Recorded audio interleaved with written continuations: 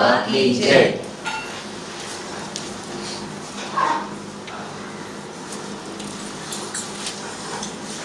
Today, I was asked to tell something about Baba's messages during these different birthday celebrations. तो बाबा की जो जन्म दिवस है वो कई सालों से मनाया जाता था, और जैसे कि आप सब लोग जानते हैं, शुरुआत में बाबा का जो बर्थडे मनाए जाते थे, तो जब बाबा मंदिर से हैदराबाद आ गए, हैदराबाद में जो बाबा का जो पर्व शुरू हो गया, तो उस ज़माने में बाबा के बर्थडे जो थे वो अकॉर्डिंग टू पारसी कैलेंडर और 19 फरवरी को मनाया जाता था। फिर ऐसा कई बार हो गया। उसके पश्चात फिर क्या हो गया, फिर बाबा ने कहा कि अभी ये वेस्टर्न कैलेंडर कभी ये डेट आता है, कभी वो डेट आता है, तो अभी according to this English calendar 25 फरवरी जो डेट है तो वही हम पक्का करेंगे।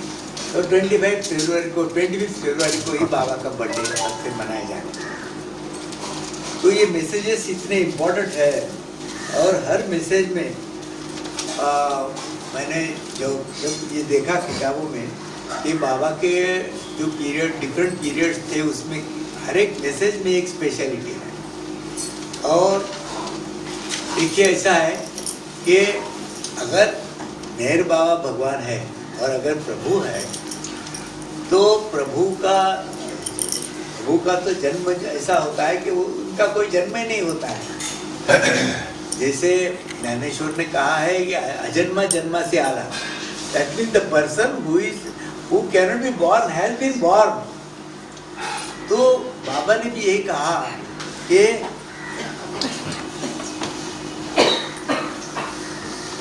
मेरा जन्म जो है तो ये it is not a normal thing. हाँ, when God takes human form, जब ईश्वर मानवीय रूप धारण करके पर आता है, तो मानव की जो सब प्रक्रिया है उस प्रक्रिया से उसको जाना पड़ता है। जैसे मानव जन्म लेता है, मानव बच्चा रहता है, मानव बड़ा होता है, और मानव फिर बीमार पड़ता है, फिर आगे मानव के जीवन में जितनी घटनाएं घटती है वैसी घटनाएं बाबा के जीवन में घटी है। और फिर अंत में जब समय आता है तो मनुष्य का शरीर छूट जाता है, और चूंकि परमेश्वर ने ही मानवीय देह धारण किया था, तो इसीलिए बाबा ने स्वयं कहा था कि एक दिन मैं जाऊँ, मेरा बॉडी ड्रॉप करके जाऊँगा। तो ये रैंडमली मैंने मैसेजेस चुने, और इस मैसेज ये जो संदेश जो है बाबा के इतने सुंदर है। तो सबसे पहले हम जाते हैं महाबलेश्वर, और साल था 1954। चाहिए बंद कर दे, कैसे बंद कर दे, कौन बंद करेगा इसको? मैडम देखो, इनके पास बटन है, स्विच। आपको मालूम है पड़ा कि रिमोट किसके पास हाथ में? रिमोट इनके हाथ में। तो आइए हम चलते हैं महाबलेश्वर, और सन 1954, और बाबा महाबलेश्वर में थे। उस बाबा का ये न्यू लाइफ पर्व पूरा हुआ था, और उसके पश्चात बाबा महाबलेश्वर आए थे। और महाबलेश्वर में बाबा का बर्थडे जब आ गया, तो उस बर्थडे में बाबा ने एक मैसेज दिया महाबलेश्वर से, और वो मैसेज पूरे बाबा ने कहा कि मैसेज को आप पूरे विश्व में इसको फैला दो। भारत में तो फैला ही दो, आंध्र में, हमीरपुर में, सभी जगह भेजा गया है मैसेज। क्या था ये मैसेज? बाबा कहते हैं, आई एम नेवर बॉर्न, मेरा कभी जन्म नहीं होता है। आई नेवर डाई, मैं कभी मरता नहीं हूँ। Yet at every moment I take birth and undergo death. फिर भी हर पल मेरा जन्म होता है, और हर पल पर मेरा मृत्यु होता है। The countless illusory births and deaths are necessary landmarks in the progression of man's consciousness to the truth. ये इतने असंख्य जन्म और असंख्य मृत्यु होते हैं, ये बहुत जरूरी है बाबा कहते हैं। किस लिए? कि मनुष्य का मनुष्य का जो उसकी प्रगति होती है, उसकी चेतना की प्रगति होती है, प्रगति होती है अंतिम सत्य की ओर। तो अंतिम सत्य की ओर जो चेतना की प्रगति होती है, उस प्रगति के लिए ये जन्म और मरण का चक्कर बहुत जरूरी है, ऐसे बाबा कहते हैं। A prelude to the real death and real birth. और इससे ये क्या है, ये वो रियल, ये सच्चा जन्म और सच्ची मौत, ये दोनों के लिए ये प्रेल्यूड है। प्रेल्यूड मतलब ये सब होने से पहले ये सब होना चाहिए। मतलब ये अंतिम मनुष्य का ध्येय जो क्या है, वो real death and real birth. Real death is when one dies to self, and real birth is when dying to self one is born in God to live forever in his eternal life consciously। कितना सुंदर वाक्य है। बाबा ये कहते हैं real death is when one dies to self. जब हम अपने आप का, अपने स्वार्थ में ही मर जाते हैं, तब हमारी असली मौत होती है। When we dies, real death is when one dies to self, and real birth is when dying to self one is born in God।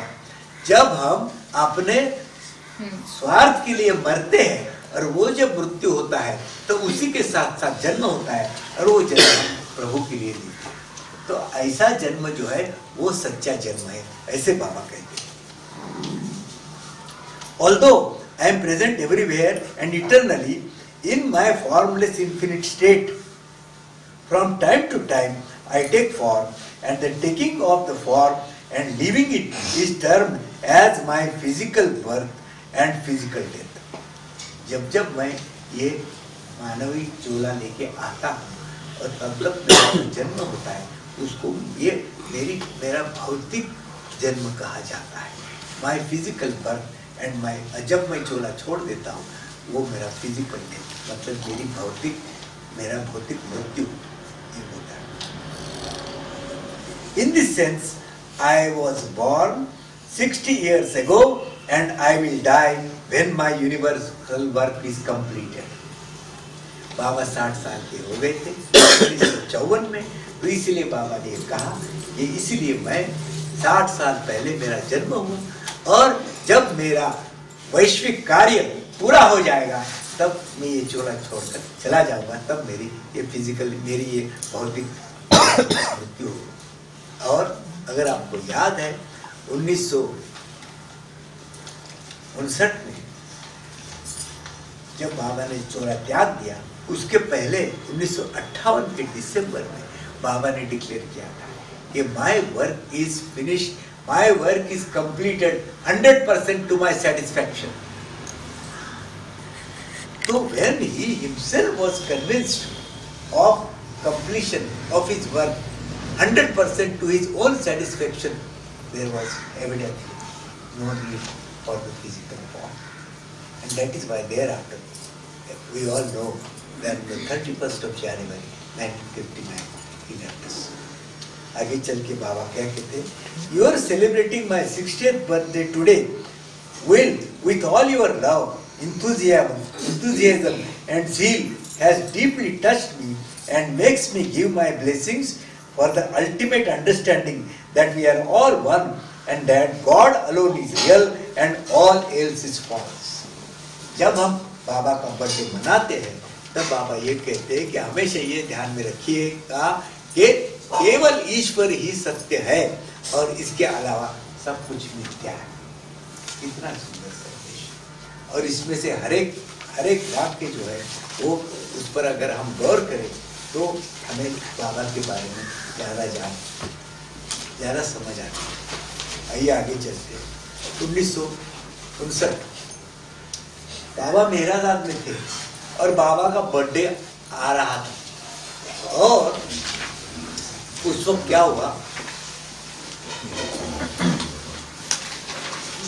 Andhra से एक न्यूज़पेपर निकलता था, उसका नाम क्या था, आंध्र पत्रिका। और आंध्र पत्रिका ने बाबा को रिक्वेस्ट किया था कि अभी आपका बर्थडे आ रहा है तो हमारे लिए कुछ तो मैसेज भेज दो। तो बाबा ने कहा ठीक है मैं मैसेज भेज देता हूँ। तो आंध्र पत्रिका को बाबा ने एक मैसेज भेजा। क्या था मैसेज? मेहराबाद से बाबा ने आंध्र पत्रिका को लिखा, for ages I have been giving my silent message of love. कई युगों से, कई पुरातन काल से मैं मेरा प्रेम का मैसेज मौन द्वारा देते आ रहा हूं। You ask me for a message from my silence, but silent are the words of my silence. You ask me message from my silence, but silent are the words of my silence. Silent is love. The lover loves my silence and silently adores me in my silence. What a beautiful sentence. ये हुई 1959 की बात।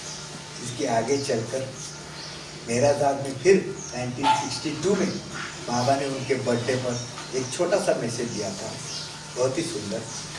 On this anniversary of my birthday I give you my blessings for the death day of your false selves and for the birthday in me of your own true self. इतना deep meaning है। देखिए ये तो मैं पढ़ता हूँ। On this anniversary of my birthday, I give you my blessings for the day of your false selves.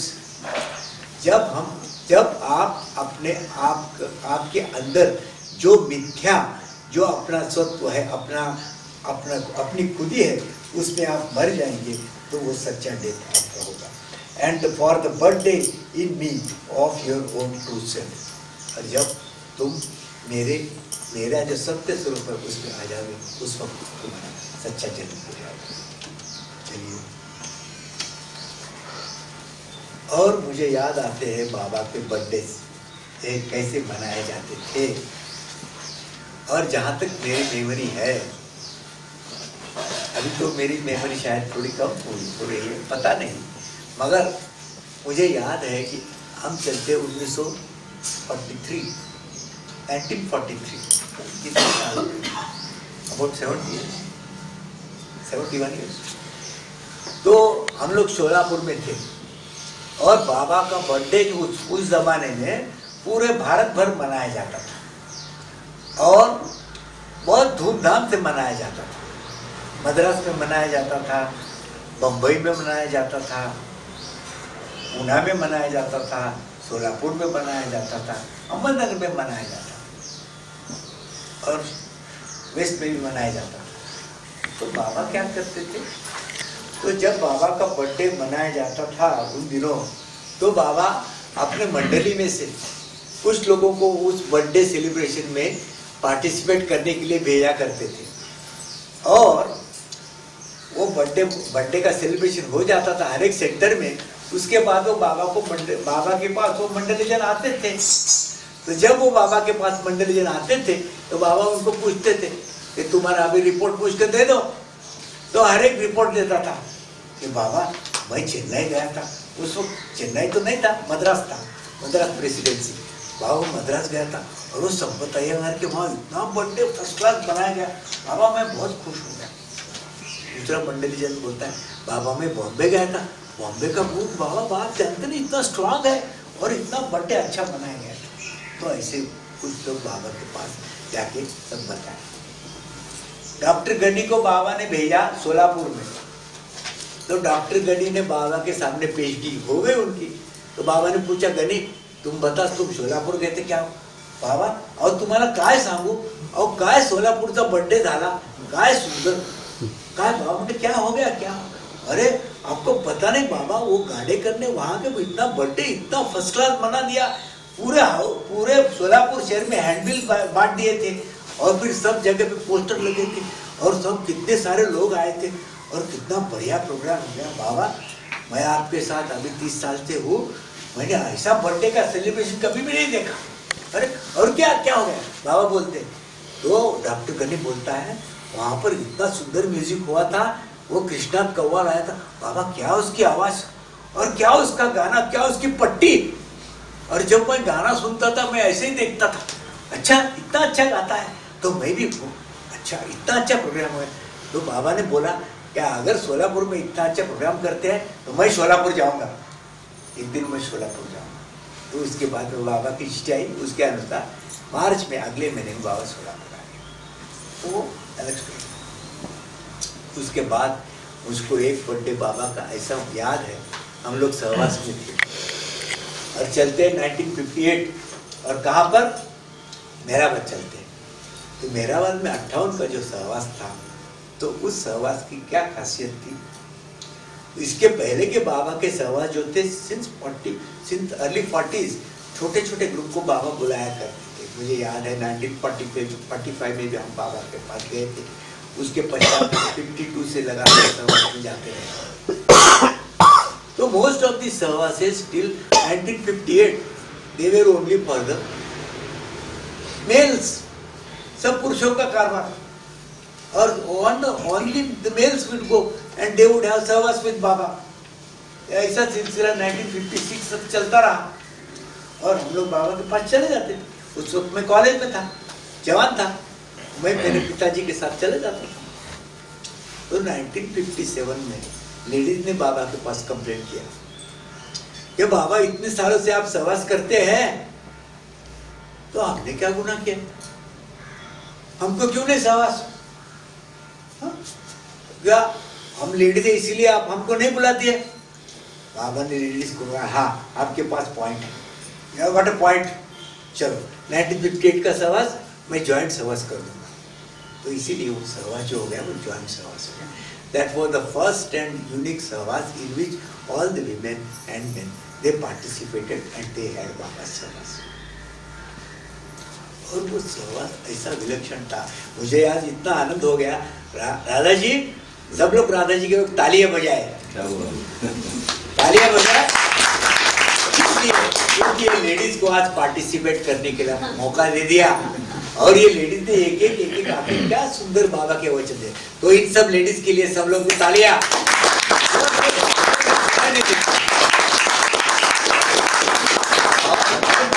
प्रार्थना करता हूँ ये लेडीज ने जैसा पार्टिसिपेट किया है, ये this should not stop here, क्या आगे चलना चाहिए। ये तो अभी पढ़ के बताया, अभी धीरे धीरे एक टॉपिक आप ले लीजिएगा और एक टॉपिक बन के कुछ भी देखिए नेक्स्ट टाइम और in coming month, coming Saturday एक लेडी 5-5, 10-10, 15-15 बोलना चाहिए, क्या है क्या नहीं? Yes, promise, promise, yes promise, very good. Sir आप आगे देखते रहिए क्या क्या होता है। हाँ अभी तो ये ट्रेलर है, पिक्चर तो आगे है, देखते रहो। वेरी गुड, तालियां। बाकी है तो पिक्चर अभी बाकी है। हाँ पिक्चर अभी बाकी है। तो 58 का सहवास में हम लोग बाबा के पास जब चले गए तो लेडीज का अरेंजमेंट अलग था, जेंट्स का अलग था। और लेडीज के लिए भी वॉलेंटियर्स थे और मेन के लिए भी वॉलेंटियर्स थे, और हम लोग कंट्रोल करते थे। और लेडीज वॉलेंटियर में my mother was one of the volunteer, chief volunteer controlling the ladies. और आई वाज वॉलेंटियर फॉर बाबा।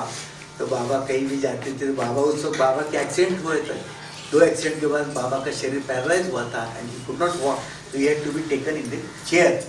तो वो चेयर उठाने के लिए 2-3 मजबूत लोग लगते थे, उसकी जरूरत पड़ती थी। तो उसमें वो बैदुल का जो उनका सन इन लॉ पेशी ईरानी, तो पेशी was one of the person who lived and I was being strong at that time. तो मैं भी